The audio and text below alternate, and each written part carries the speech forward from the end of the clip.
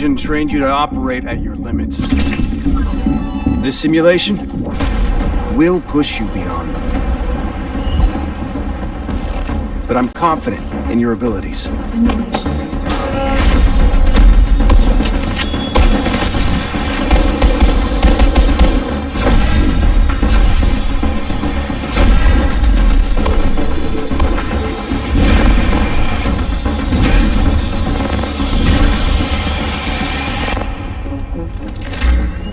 Suit up, agents.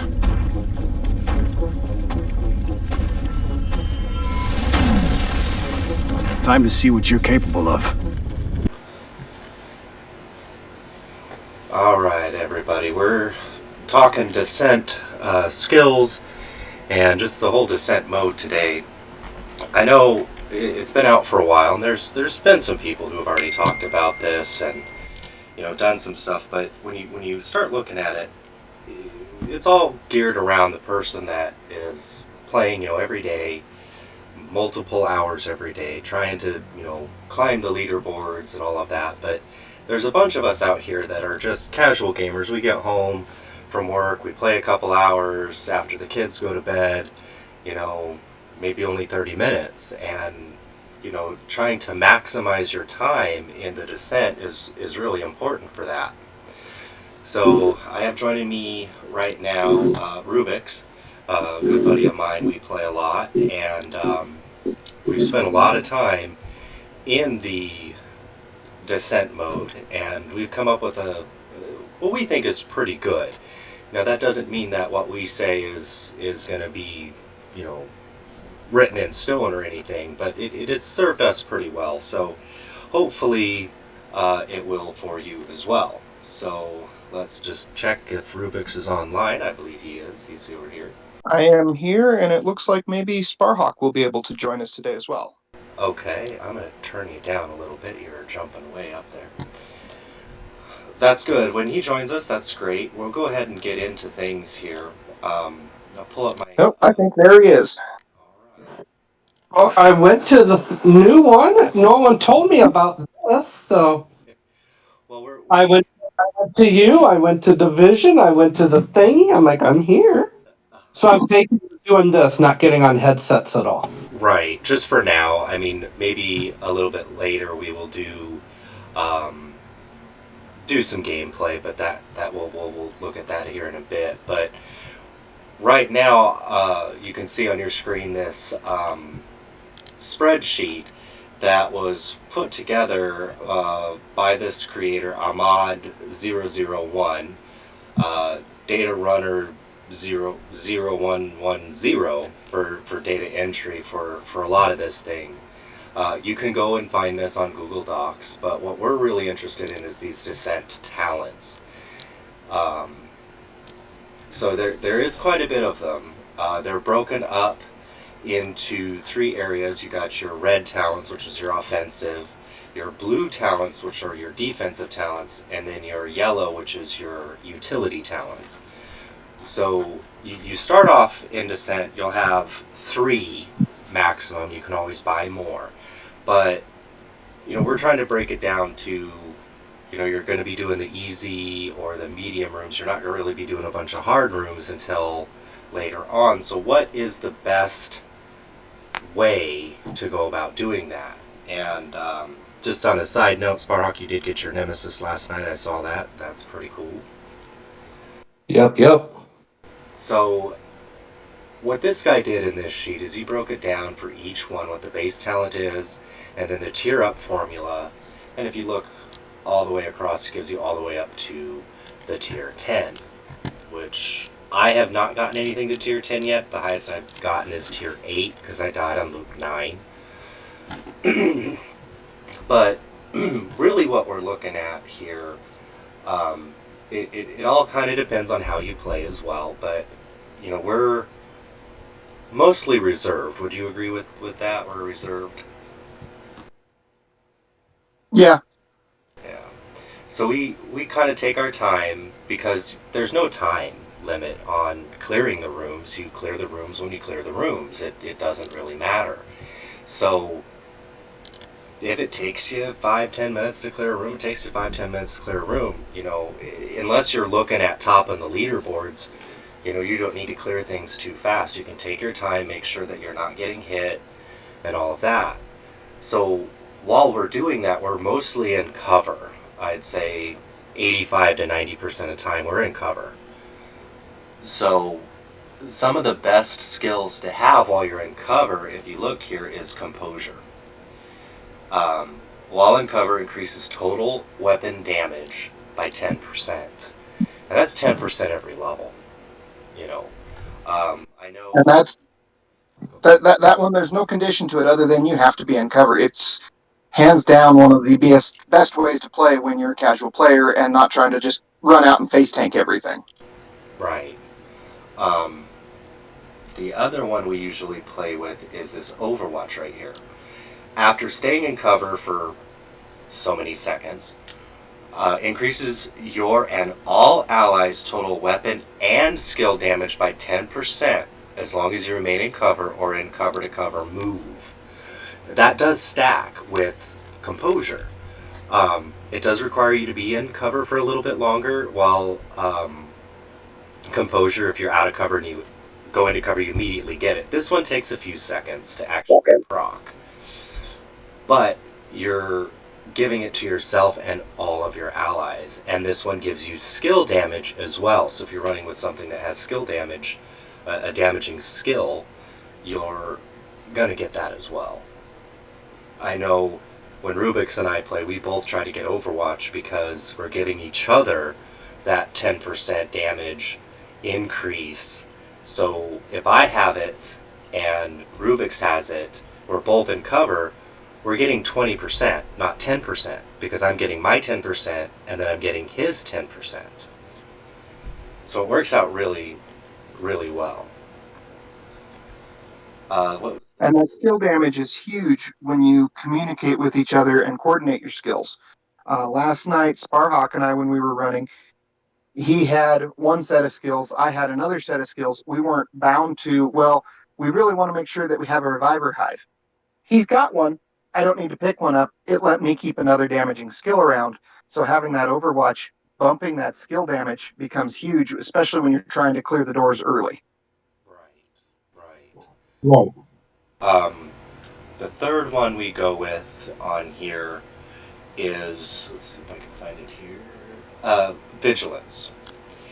This one increases total weapon damage by 10%, but if you take damage, it disables it for 4 seconds. This is more your opening volley, but if you're also doing cover to cover, you're not taking damage, so you might as well get an extra 10%. You don't really have to play with Vigilance. Like I said, we're not going to tell you you have to do it this way, but it is something that we pick up to maximize the damage in a very short amount of time. I mean, if you have all these at level 1, you're getting a 30% boost to your damage, which is pretty big in the Descent game mode, since you don't have any of your other things that are giving you, increased damage. So. And can I jump in on something to tie to that? Yeah, go ahead. So, opening up and getting these things, on opening volleys or, additions into your damage, I think is a wonderful thing that you get into at starting. And you're maybe going to allude to and lead this, and I might be jumping the gun. I'm sorry. But the one thing on all the times that I've been successful, I like jumping on and getting the blues. I'm even a little bit more careful or reserved, as you put it earlier. And anytime I've been at Preservation 5 or higher has always been my better runs. And last night I was at Preservation 8, and that's dang near a kill something, be at a full heal. Right. So now you've got your med kits, and every time you kill something, you're at a full heal. It's almost like an endless healing supply. Yeah, that's where we're going to next, is the blues. So he was talking about preservation right here. killing an enemy repairs 7% armor over 5 seconds, and headshots improve the repair by an additional 5%. So that is going up each tier by 7% and 5% respectively. So when he's saying he was on 8, let's just scroll over here to tier 8 on that. Right here, killing an enemy repairs 56% of armor over 5 seconds, and headshots improve that repair by an additional 40. So if you got a headshot kill, that's 96% of your armor you're gaining over 5 seconds. Preservation is, personally in my opinion, the best blue talent that you can get in this game mode. The other ones to pick up that we generally run with is your Adrenaline Rush. Whenever you're within 10 meters of an enemy, you gain 3% bonus armor for 5 seconds, and that can stack up to 3 times. So if you do manage to get an enemy close to you, you're going to get some bonus armor that really is going to help you out in the long run. And then the final one is your Insulated, your Hazard Protection. The first one is 10%, and then it increases 5% per level after that. Because some of these rooms do have hazards like fire, electricity, poison gas, all of that. And a lot of the enemies, especially in some of the higher loops, have specialized ammo where they're hitting you with burn or, something like that. So that really helps you. Now we're all talking about this pre-Nemesis. After Nemesis, you're going to have 6 skills, provided you buy them, so you can kind of pick and choose from there. But I mean, preservation definitely. If you have it in your priority and it's a blue, I always pick preservation over Insulated or Adrenaline Rush. The only caveat I would add to that is if you're at Preservation 5 and you've not yet gotten an Adrenaline Rush or an Insulated, it might pay to skip Preservation that one time to get that big bump or to get that bonus armor popping up. Right. I mean, you kind of have to use some common sense in there. I'm not going to say that, really you need them all at a certain level before you take your Nemesis, because I've done it several times, honestly, without these skills, but I'm a lot easier if I have them. Yeah. And that's really what a lot of this is what can you look for as a casual player that's going to make your time easier? Right. Because you can do it with any of them. It just, what is your play style? Have you had the time to figure out how to do it a different way? Yeah. And we test a lot of stuff. I mean, we play probably a little bit more than I'd say the casual gamer. At least I do, just because, gaming's pretty big in my life. My kids play, my wife plays. We're all kind of big gamers over here.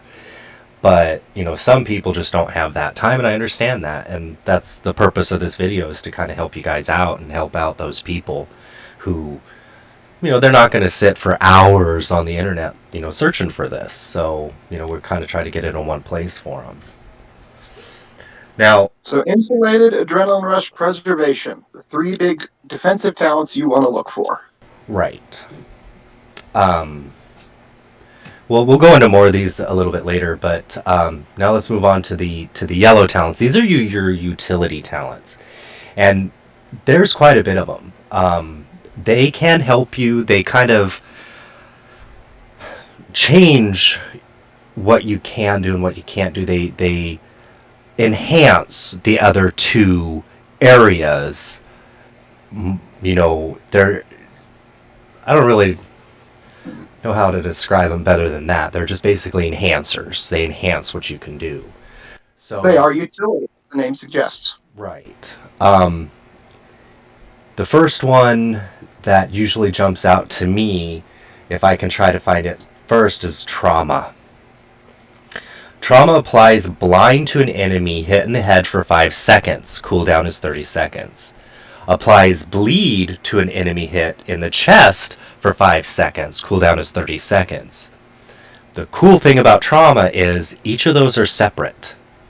So if you hit somebody in the head and then hit them in the body, they're going to be blind and bleeding at the same time. And Comes in really handy on arena bosses. it does. You know, when it was last night, If you have a shotgun, you might get both in one shot. True, you might. I was watching you two play last night on PlayStation, and I saw that Sparhawk went around the corner, and the boss saw him and was getting ready to, basically just tear him up. And Rubik shot him in the head with his pistol and blinded him, so he didn't shoot Sparhawk there. And Sparhawk had a shotgun, turned around, and killed him. So that blind is really important for crowd controlling these enemies, and it really kind of saves your bacon in some regard. That does increase. Usually I don't increase my trauma unless I don't have anything else to do, because the cooldown on it goes from 30 seconds to 28 seconds. It basically cools down 2 seconds per tick. But it really doesn't...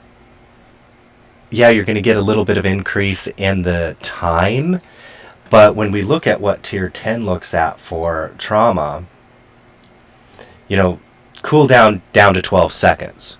And, that's pretty good, but that's a lot of investment to get that up that high. So, is that one going to be when one? you don't see it often. Yeah, you don't see it as often. True, that's true. But if you have something to take and you don't have anything else there, trauma, go ahead and level up your trauma. But if it's a choice between trauma or something else, I'd usually go with something else, just because the cooldown and the time you stay is just not worth the increase in getting that up. The one that's good to increase is the one right underneath that, Vindictive. Vindictive and trauma play very well together. So Vindictive is killing an enemy with a status effect applied grants all group members within 5 meters 3% critical hit chance and 7% critical hit damage for 20 seconds. Now, trauma applies bleed or blind. That's a status effect. So if you kill them with that, you're going to start getting increased criticals, critical hits, increased critical damage. And if your party members are close enough, they're going to also get that. But this is definitely one that is worth leveling up. So I know you guys play with this one quite a bit. I am just learning, I'll admit. I didn't prioritize it very much, but listening to you two talk and explain it more, I've become a little bit more of a believer and follower on it. Yeah. And it's of the ones you talked before, because I don't play as much with Overwatch and Composure. I will do Composure a lot more than Overwatch. Mm-hmm. But this Vindictive, if you got multiple of you running Vindictive, really stacks up and sits well with each other. Oh yeah, definitely. The last utility slot, this is where we have a debate. Rubik's really likes Lucky Shot. You want to talk about Lucky Shot there? Lucky Shot is a wonderful combination. You have a talent out there called Extra that just gives you a straight up increase of your magazine size. 10%, yeah. Where Lucky Shot also gives you magazine size increase, but it gives you, at tier 1, a 10% chance to put a missed bullet back in your magazine for free. Provided you fire from cover. You have to be in cover for it to work. Which means you don't have to stop and reload. Right. And the more you level that up, it increases your magazine capacity by 10% per tier, and the chance to return a bullet by 10% per tier. So if you have Lucky Shot level 10, you're increasing your magazine capacity by 100, and anytime you miss a shot, as long as you're in cover, you get that bullet back. Which comes in handy for the higher tiers, because in You descent, regularly run out of ammo. yeah, you will run out of ammo. I mean, pistols in this are your best friend. Um, if you're not too good at pistols, play descent. You'll get good at pistols in a couple of rounds. I promise you that. Yeah. That is another part where I will agree. Right. The skill that I generally take over Lucky Shot, it depends on what I'm using. If I have a shotgun, I will take Opportunistic. Enemies you hit with shotguns and marksman rifles amplify the damage they take by 5% from all sources. So I shoot it with my shotgun, then Rubik's comes along and starts shooting at him. They're taking 5% increased damage from him. That is contingent, though. Do you have a shotgun? Right. And marksman rifles, because you don't get scopes in descent, are really not worth it. Right. You know, so it kind of depends on what you have. That third utility slot is kind of more up to what you want to play and how you want to do things. There is another option to take, and that one is steady-handed. I was just getting to steady-handed. It's right here at the bottom. You can see it here on my screen. Hits grant a stack of 1% accuracy and 1% stability, and at 100 stacks it consumes them to refill the magazine. And as you go up, it increases by 1% of the tier, so right there. And then when you're at 100 stacks, you know, then as it goes on, you get down 99, 98, and so on and so forth. I know we were talking the other night about steady-handed with a red ability, where is it, called Unhinged. You receive 18% weapon damage at the cost of 25% stability and 25% accuracy. And some people that I know are like, well, that's just, that's too much. But if you have steady-handed, though, if you think about it, you're going to negate And you that. start doing a little bit of math. Doesn't have to be a lot, just a little bit of math. I mean, the important thing, if you want to play with Unhinged, I clicked the mouse instead of scrolled the mouse. If you want to play with Unhinged, where you're getting that 18%, and it's 18% per tier.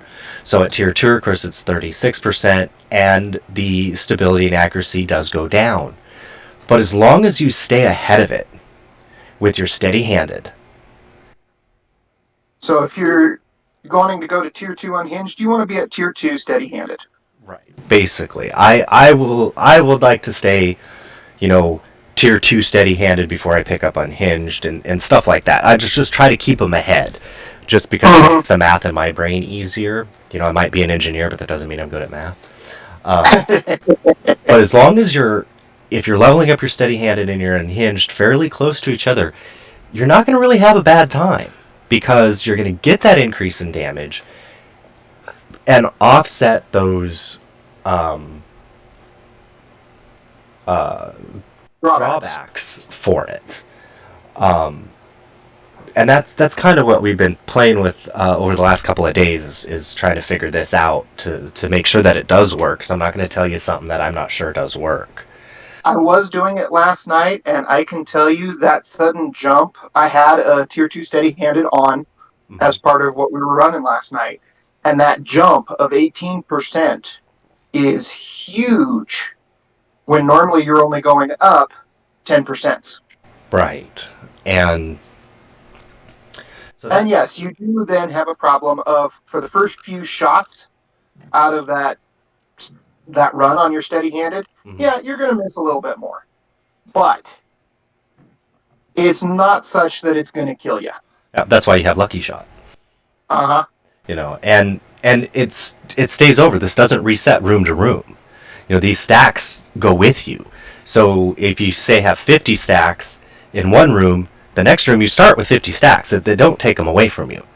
So that means that next room, until your reload hits, you're still doing more damage without the penalties. So we can get into a little bit. We sat down and started doing the actual math for it. If you keep the steady-handed and the unhinged even, so 1 and 1, 2 and 2, 3 and 3, so on and so forth.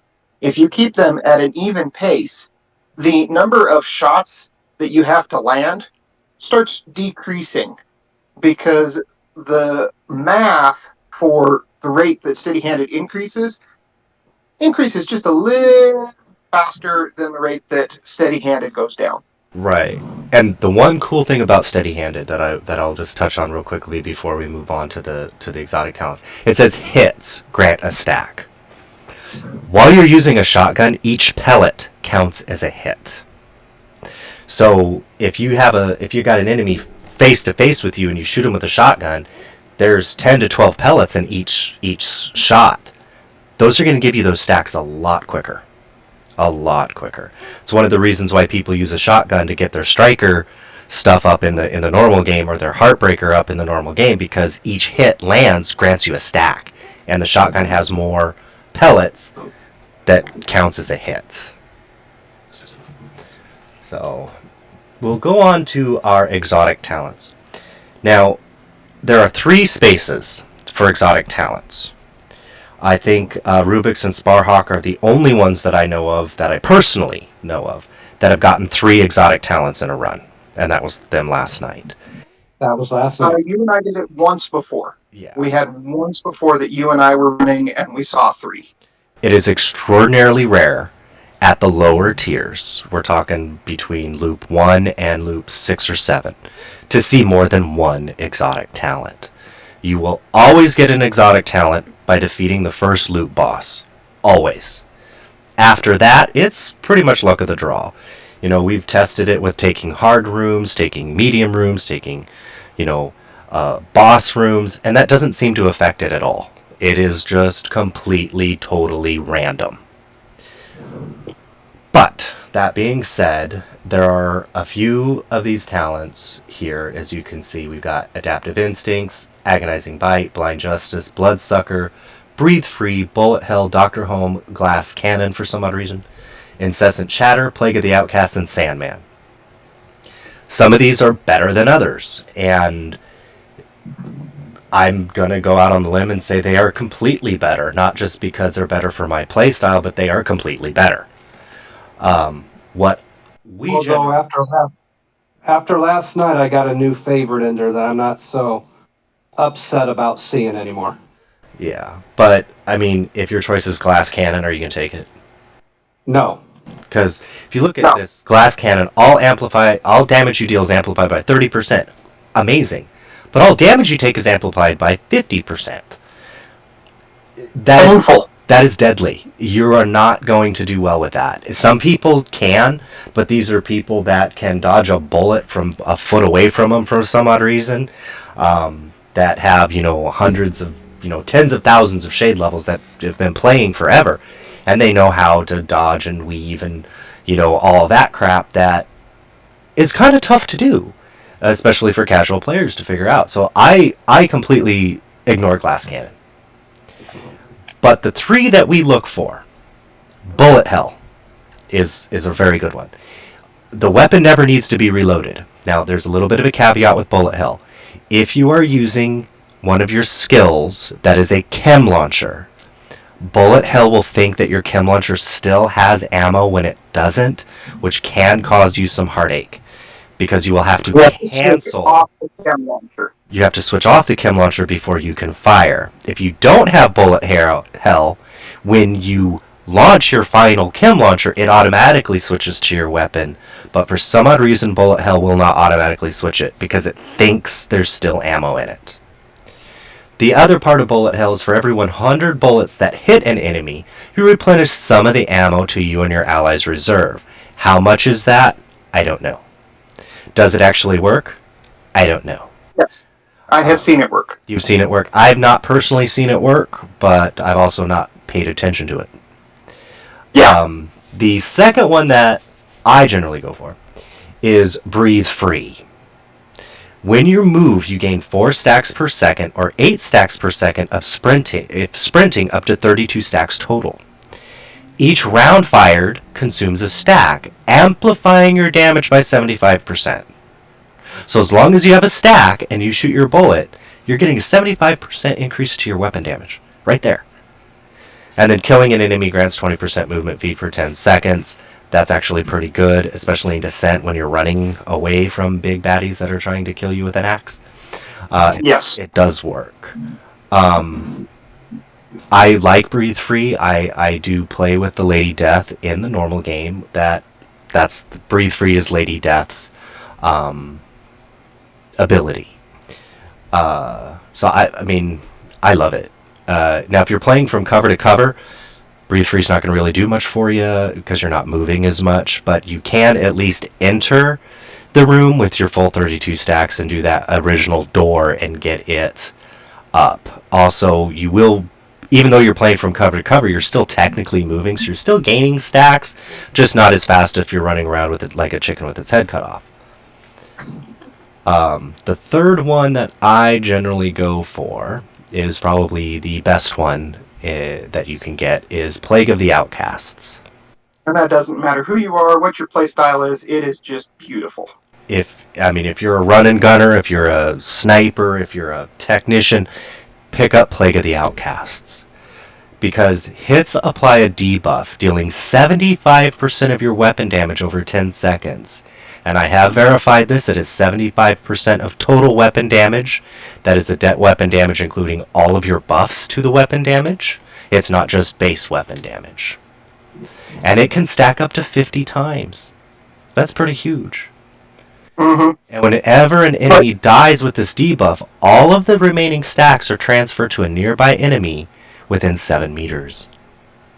It's huge. So, if they die before this buff runs out, it keeps going. It's wonderful. And it moves around corners, so something you can't do. You can't curve the bullet, you can't shoot around the corner. Plague of the Outcasts can curve around the corner. It can't. One of the things to keep in mind, though, is Plague of the Outcasts is not a status effect. So anything that you have that increases status effects will not affect Plague of the Outcasts. We have plenty of stories of Plague of the Outcasts. We're pinned down, we hit an enemy, we wait a couple seconds, they die. It does affect everyone, including the Nemesis. The Nemesis is not immune to Plague of the Outcast. They are immune to shock damage, but they are not immune to Plague of the Outcast. So it's like, it's a no-brainer. If you have Plague of the Outcasts, get it. I mean, I'd get that over anything. Playing in a group, it's really fun if everybody has Plague of the Outcasts. But if somebody likes running Breathe Free better, if one of you has Plague, other people don't have to necessarily take it. The point is to get it in your run, just to make things easier for you. At least one person needs to have Plague of the Outcast, if possible. Sometimes it doesn't drop. I mean, this is all random. You have to remember this is all RNG. So sometimes it doesn't drop and you're just kind of stuck. So you make the best you can. You make the best you can. I know, Sparhawk, you like Incessant Chatter. That's moved to number 5 for me now. Oh, has it? Incessant Chatter is the Chatterbox's special. So when you reload, rate of fire is increased by 20%. You are right. I still do like it. Right. And what's really good about Incessant Chatter is not really the increased fire rate, because the enemies have to be pretty close for that. The big thing is kills refill 50% of your magazine. You don't have to reload as much. And I can tell you that reloading at the most inopportune time is a way to kill you. For some odd reason, the enemies know when you're reloading and they come out to kill you when you're reloading, just like we do with them. So, I'd say the second most useless, other than Glass Cannon, would be Agonizing Bite. Mm-hmm. Agonizing Bite randomly marks an enemy. This can be any enemy in the room. It could be the guy in front of you. It could be the guy clear across the room behind cover. It's random enemy. Now, it's pretty cool, though. Hitting that enemy consumes the mark, granting a critical hit with an amplified damage of 20%. So if you hit that enemy with the mark, you're automatically doing a critical and an extra 20%. Pretty cool. After hitting a mark, all shots fired are guaranteed critical hits for 2 seconds. That's pretty cool. But the drawback of it being random is just you're going to be playing to what enemy is marked while not paying attention to the big guy with the shield and the axe hitting you in the back because you're looking for that marked enemy. I would not suggest getting Agonizing Bite when there are other things better than that. What are you guys feeling on Agonizing Bite? I avoid taking it just like I avoid taking Glass Cannon. Yeah. Same here.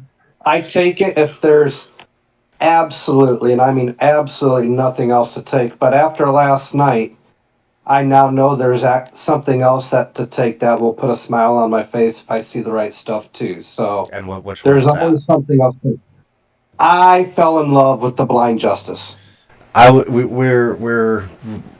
Yeah, Blind Justice is the Liberty pistol's ability. So after destroying an enemy's weak point or hostile electronics, your next bullet deals 500% weapon damage.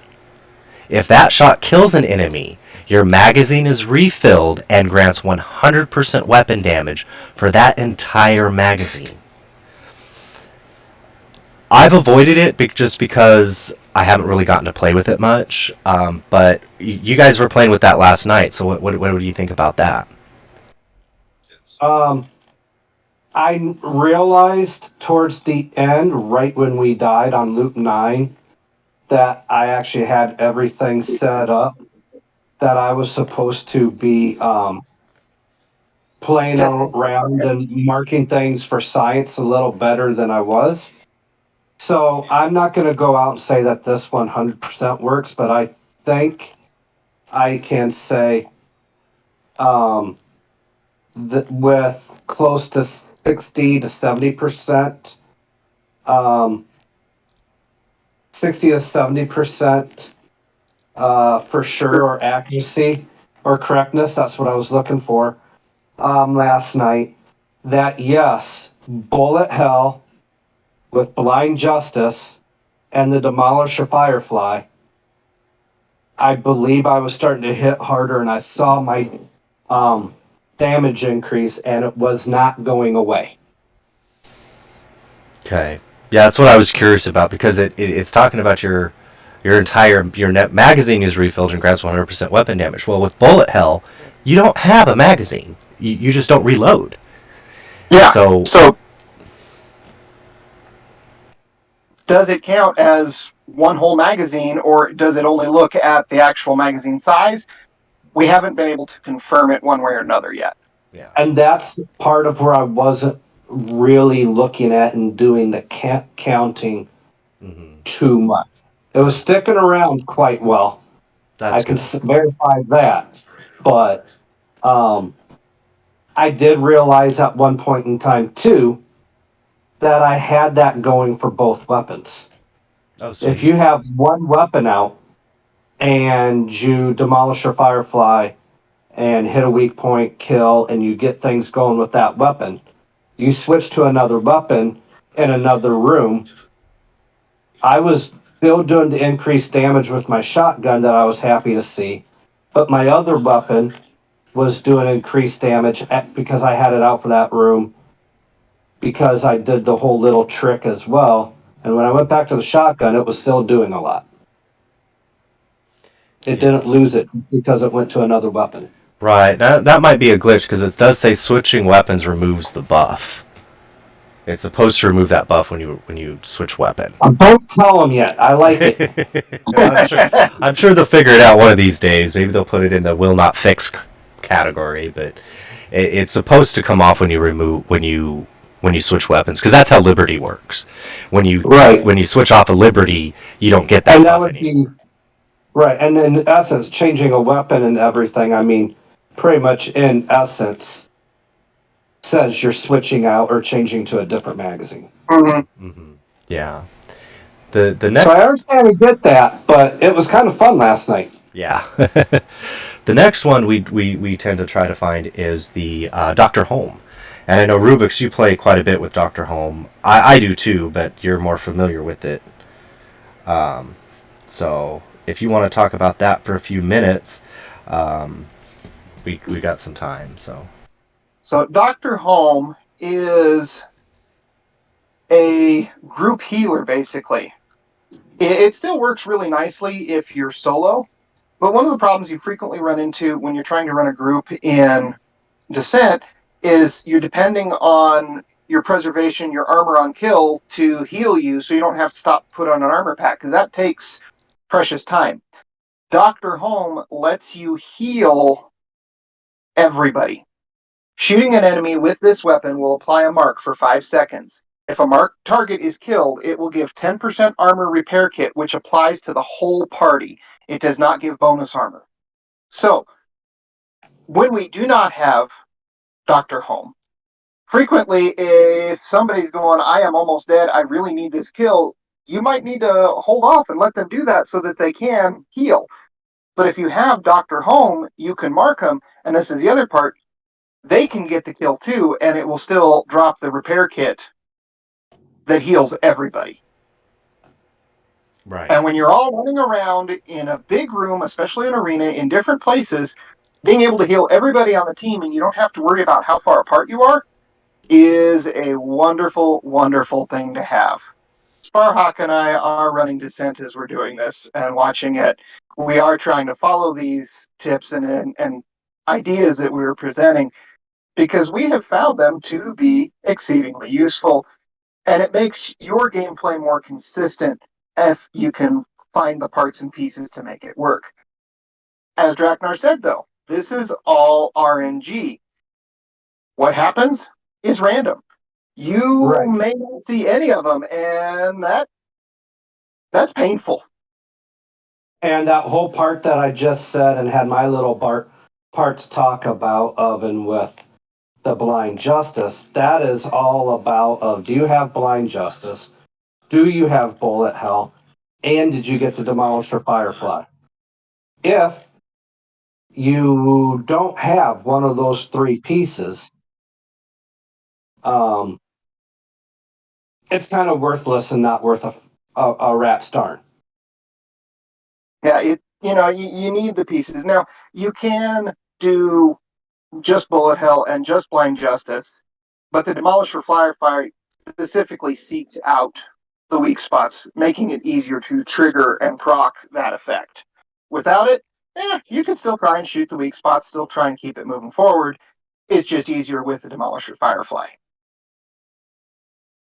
Now, to give an example right now, as we're running through, we are on loop 3 right now. I've picked up Dr. Home. I have Vigilance. I have Unhinged. I have Adrenaline Rush, Preservation, and Insulated. I have Lucky Shot and Vindictive.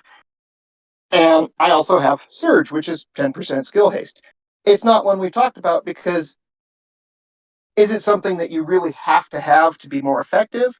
No, but it is useful. And I'm sitting here on bullet hell, concussion, critical, and this will sound familiar, like we're trying to tell everybody if you see it. Insulated, adrenaline rush, preservation. Imagine those are my core 3 blues.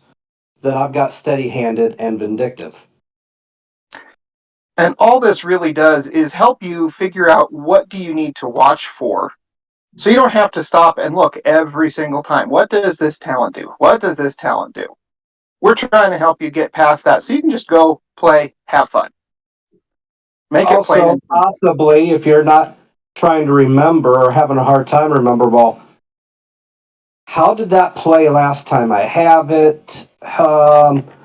Or how does this go again? I can't remember it. Is this worth taking? I'm kind of scared to take it. I don't want to waste something if it's not worth it because all these things are at a premium. Well, hopefully this will give you a little bit of insight.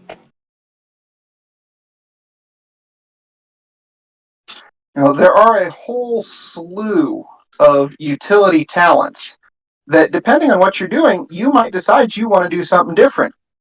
If you come out and you get an assault turret and a striker drone, yeah, you probably want to grab the talents that give you increased skill damage and decreased or increased skill haste so that you can use those skills more frequently. Possibly Spark. That's a red one we didn't talk about. Spark is a good one. If you've got good skills that deal a lot of damage, Spark allows you to do X amount of the skill damage that you just did, adds on to your into damage for you. So it's a nice little extra bonus buff to damage as well. Yeah, Spark is damaging an enemy with a skill increases total weapon damage by 10% for 10 seconds. So it's actually pretty good. You know, Assuming you have a skill that does damage. assuming you have a skill that does damage. The skills, we don't see them here. This does not have the skills, but pretty much any skill in the game you can actually get in Descent. Sometimes it's better, sometimes it's not. I mean, Pulse, probably not worth getting. You know where the enemies are anyway. So getting a Pulse doesn't really do much for you. So that's really what I want to talk about the talents. You know, I think that gives you a pretty good idea of kind of what we look for. Now, this isn't saying that, you know, this is the end all say all, you have to do it this way. It's just what we've had success with in our casual gaming experience, you know, of these are what we play with. But there's a lot of good ones. I mean, critical increases critical hit damage by 10%. I mean, that's pretty good. Companion is a pretty good one to have too. You know, if you're going to be running close to them, you know, close and personal. I mean, there's a lot of things you can look at, and like I said, if you want to get this page here, it's created by this guy here, Ahmad0001. It is on Google Docs. You can go and get it. If you need the link, I can post the link in the following description. But with that being said, do you guys have anything else you want to add about these talents or things like that? Not necessarily. I was just going to reiterate, like you said, this isn't the end all be all. And when you were gone, Rubix and I were talking about this is just hopefully to give you insight if you're struggling or even maybe new to Descent. Getting any of these and making your choices and decisions are at a premium. And maybe you're having a hard time remembering if you used something before. Mm-hmm. Was it good? Was it not? I can't quite remember. Did it work good with something else? Type deal. Or maybe you've never seen it before and you're, well, this, I kind of like this. I'm going to take this because it's a known quantity or known outcome for me, right? Whereas I don't know if I want to take this because I don't know how it works, and this is at a premium for choicing. Just trying to give insight out there. Right. The one thing to remember about Descent, though, that I want to hit here is that you can do it as many times a day as you want. It's not like you can only do it once, and then you have to wait 24 hours to do it again. The only thing that takes 24 hours to reset is the Nemesis. So if you do defeat the Nemesis, well, no, I think the Nemesis resets every time you come in. I don't remember. Yeah, every time you're in the Descent, you're in a new Descent, you get a new Nemesis. Right. So it's the weekly thing. There's a weekly thing that resets. There's a weekly, Yeah. a weekly project for defeating a Nemesis. That resets once a week. Yeah. But if you want to play with something that maybe you haven't played with before, Descent is a really good place to test and try things out, because in the end it's just a simulation. So you're not out really any credits, you know, and if you do something, you get a couple of loops in you get some NSA credits, wonderful. So that's kind of where you have to remember Descent is just a fun thing to do. The most important thing about Descent is if you're not having fun with it, don't play it. You know, games are supposed to be fun. They're not supposed to be to where they're a job. They're not supposed to be, you know, they can be frustrating, but frustrating in a fun way. If you're just having a hard time with it and you're fed up with it, don't think you have to play it. If you're really having a hard time and you want to, you know, get a little bit better at it, hopefully this video helped you. If you need some extra help, we are all on PlayStation.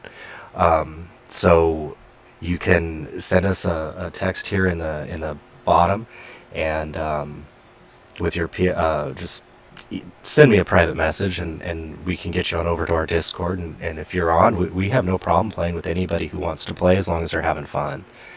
Um, I'm on most days. There are some days that I'm going to be off, but and I'm on Central Time, so it's usually after work, after the kids go to bed. I'm online. But if we're on, you see us on, you want to come join us, please just send us a chat. We'll get you on. We'll play with you. We have fun playing with a lot of people. So And who's to say we're not going to learn from you as well? It's great to have new people, new insights. And it could just be you've seen something that we haven't. So everything we've been talking about is our experiences. Some of it is research that we put in for things, but it's what we've experienced. If we haven't experienced it, we can't talk about it.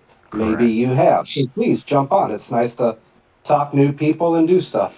The one thing we don't have experience with is 4 people in Descent. We've never had 4 people on in Descent. We've done 2s, we've done 3s, but we've never actually gotten a 4th person to come and join us on Descent with a 4. And that brings some new challenges. The difficulty does increase the more people you have, of course. But we've never seen what that increase from 3 to 4 is, because we've never had to experience it, and that would be kind of fun, I think. I think so too.